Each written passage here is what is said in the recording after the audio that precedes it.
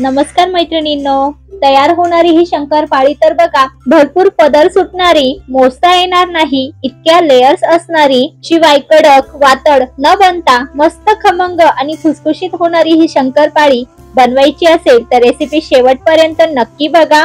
अचूक प्रमाणानुसार दुप्पट ते तिप्पट फुलणारी ही शंकरपाळी तयार करून दाखवलेली आहे। शिवाय यामध्ये बेकिंग पावडर, बेकिंग सोडा सुद्धा वापरलेला नाही, तरी देखील असंख्य पदर सुटलेले आहे। तोंडात टाकताच विरघळेल इतकी सॉफ्ट आणि खुसखुशीत ही शंकरपाळी तयार होते। नेहमीपेक्षा वेगळी पद्धत वापरलेली आहे। इथे आपण जराही तुपाचं मोहन घातलेलं नाही किंवा तूप गरम करून वापरलेलं नाही, त्यामुळे ही गोड शंकरपाळी बनवायला देखील सोपी आहे। तर चला रेसिपीला सुरुवात करूया। तर इथे वाटी आणि वजनी दोन्हीही प्रमाण तुमच्या सोबत शेअर केलेलं आहे। ही शंकरपाळी आपण अर्धा किलोच्या प्रमाणात तयार करणार आहोत। तर इथे मी बरोबर 125 ग्रॅमची वाटी घेतलेली आहे आणि त्याने मोजून 4 वाटी मैदा घेतलेला आहे। तर इथे आपण मैद्याची शंकरपाळी बनवतो आणि आता सारख्याच वाटीने परातीमध्ये 1 वाटी वितळलेलं साजूक तूप घेतलेलं आहे।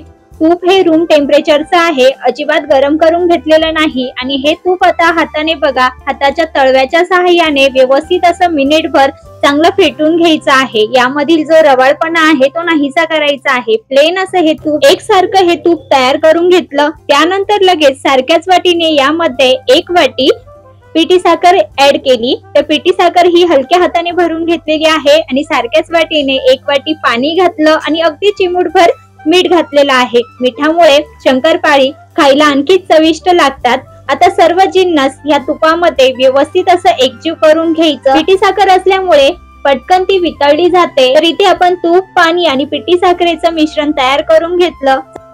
आता यामध्ये सुरुवातीला घेतलेला जो 4 वाटी मैदा आहे तो थोडा थोडा करून यामध्ये ऍड करायचा। चाळणीच्या मदतीने मैदा हा व्यवस्थित चाळून घ्यायचा, म्हणजे मैदा असा चाळून घेतल्यामुळे यामध्ये जर थोड्याफार गाठी असतील त्या सुद्धा एकसारख्या मोडल्या जातात।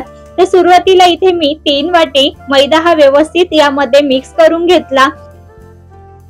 नंतर राहिलेला 1 वाटी मैदा सुद्धा चाळून घातला। तर बरोबर 4 वाट्या मैदा इथं आपल्याला लागलेला आहे, म्हणजेच अर्धा किलो मैदा यामध्ये मी ऍड केलेला आहे। तर बघा, हे पीठ मळत असताना असं दाबून, जसं कणिकचं पीठ आपण मळतो, चपातीचं पीठ मळतो तसं मळायचं नाही। हलक्या हाताने हे पीठ व्यवस्थित असं मळून घ्यायचं। तूप वापरल्यामुळे बघा मिश्रण हे पटकन एकवटून येतं आणि असं सैलसरच हे पीठ मळून घ्यायचं आहे। जास्त कडकही हे भिजवून घ्यायचं नाही। याप्रमाणे बघा असं हलक्या हातानेच हे पीठ भिजवून घ्यायचं आहे। जास्तही प्रेस करून हे शंकरपाळीचं पीठ भिजवायचं नाही, हलक्या हाताने चांगलं एकवटून घ्यायचं फक्त। तर आता हा गोळा जो आहे तो आपण 10 ते 15 मिनिटांसाठी झाकून ठेवणार आहोत। तर इथे मी फक्त पीठ हे 10 मिनिटच भिजवून घेतलं। 10 मिनिटांनंतर तुम्ही बघू शकाल पीठ हे हलकसं घट्ट झालेलं आहे, व्यवस्थित भिजलं गेलेलं आहे। तर लगेच आता आपण शंकरपाळी तयार करायला घेऊ। तर पीठ बघाल तुम्ही जास्तही घट्ट असं कडक असं भिजवलेलं नाही, हलकसं नरमच ठेवलेलं आहे। आतून बघा मस्त अशा लेयर्स आलेल्या आहे, भरपूर लेयर्स पडलेले आहे। तर याच पद्धतीने हे पीठ भिजवून घ्यायचं। तर या गोळ्याचे आपण समान असे 3 भाग तयार करून घेतले। त्यातील 1 भाग घेऊन बाकीचे 2 भाग हे झाकून ठेवायचे आणि दाखविल्याप्रमाणे पोलपाटावर बघा याची जाडसर अशी चपाती लाटून घ्यायची आहे। कडेला तुम्ही बघू शकाल याला क्रॅक गेलेले आहे, असंही आपण हे कडा कट करून टाकणार आहोत। तर बघा याला भरपूर अशा लेयर्स येण्यासाठी इथे मी एक ट्रिक वापरलेली आहे, ती म्हणजे इथे आपण दाखविल्याप्रमाणे दोन्हीही कडा आतमध्ये घालून आणि त्याचा असा आयताकार घडी घालून घेतलेली आहे आणि ही घडी आता पुन्हा आपल्याला एकदा लाटून घ्यायची आहे। असं केल्यामुळे शंकरपाळीला अधिकच लेयर्स येतात, त्यामुळे ही पद्धत किंवा ही एक स्टेप एक्स्ट्रा नक्की करा। शंकरपाळी लाटत असताना जास्तही पातळ लाटायची नाही, हलकीशी ती जाडसरच ठेवायची। तर बघा दाखविल्या पद्धतीने इथे मी अर्धा इंच तरी ही जाडी ठेवलेली आहे। आता यातील कडा ज्या आहे त्या कट करून घेऊ, म्हणजे चौकोनी आकारात आपल्याला ह्या शंकरपाळ्या कट करता येईल। तर बाजूचं मिश्रण हे मी काढून घेतलं आणि आता याच्या चौकोनी अशा शंकरपाळ्या कट करून घेते। तर आवडीप्रमाणे तुम्ही चौकोनी किंवा डायमंड शेप मध्ये ह्या कट करून घेऊ शकता। तर बघा इथे मी चौकोनी छोट्या छोट्या आकारामध्ये ह्या कट करून घेतल्या। तर अशा छोट्याच कट करून घ्यायच्या, म्हणजे ह्या छान अशा फुलतात आणि आकाराने सुद्धा छान दुप्पट अशा होतात। तर बघा इथे तुम्हाला दिसत असेल किती छान लेयर्स याला आलेले आहेत। आता ह्या शंकरपाळ्या ज्या आहेत त्या आपण एका प्लेट मध्ये काढून घेऊ आणि ह्याच पद्धतीने राहिलेल्या सुद्धा तयार करून घेऊ, म्हणजे ह्या एकदाच आपल्याला तळता येतील। तर आकार आणि जाडी तुम्ही बघू शकाल, थोड्याशा जाडच ठेवलेल्या आहे। जास्तही पातळ कापल्या तर त्या वातड किंवा कडक होतात, त्यामुळे अशा थोड्याशा जाडसरच ठेवा।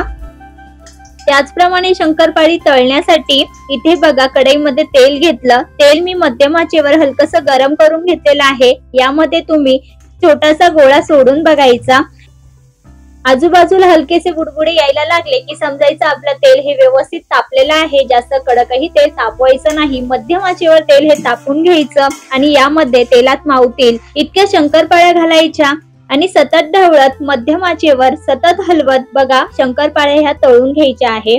तर तुम्ही आता बघू शकाल शंकरपाळीला मस्त अशा लेयर्स म्हणजेच पदर सुटलेले आहे। अजून तर आपल्या शंकरपाळ्या तळून देखील झालेल्या नाही, तरी देखील किती छान अशा ह्या फुललेल्या आहे। आणि शंकरपाळी तळत असताना कुठेही गॅस हा मोठा करायचा नाही, मध्यम आचेवरच सतत ढवळत बघा हलक्याशा गुलाबी रंगावर ह्या तळून घ्यायच्या। तर ह्यापेक्षा जास्त डार्क रंगावर तळू नका, नाहीतर मग ह्या अधिकच डार्क रंगावर तळल्या जातात आणि तेलातून काढल्यानंतर सुद्धा यांची कुकिंग प्रोसेस ही चालूच असते। तर बघा इथे मी हलक्याशा गुलाबी रंगावर तळून घेतलेल्या आहे। मध्यम आचेवर आपण सारख्याच पद्धतीने सर्व शंकरपाळ्या तळून घेतल्या।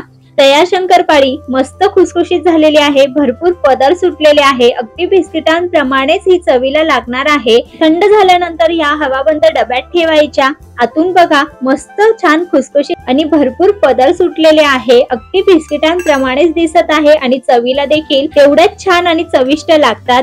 परफेक्ट गोडीनुसार इथे आपण दिवाळी विशेष गोड शंकरपाळी तयार करून घेतली। अगदी मार्केटमध्ये ज्या पद्धतीने मिळतात ना सेम तशाच तयार होतात। ह्या पद्धतीने तुम्ही नक्की ट्राय करून बघा, तुम्हाला देखील ही पद्धत नक्कीच आवडेल। घेतलेल्या प्रमाणानुसार कराल तर तुमची शंकरपाळी अजिबात बिघडणार नाही। तर करून बघा, रेसिपी आवडली असेल रेसिपीला लाईक करा, बनवून बघा, तुमचा अभिप्राय कळवा। पुन्हा भेटूया अशाच एका नवीन आणि झटपट रेसिपी सोबत, तोपर्यंत धन्यवाद।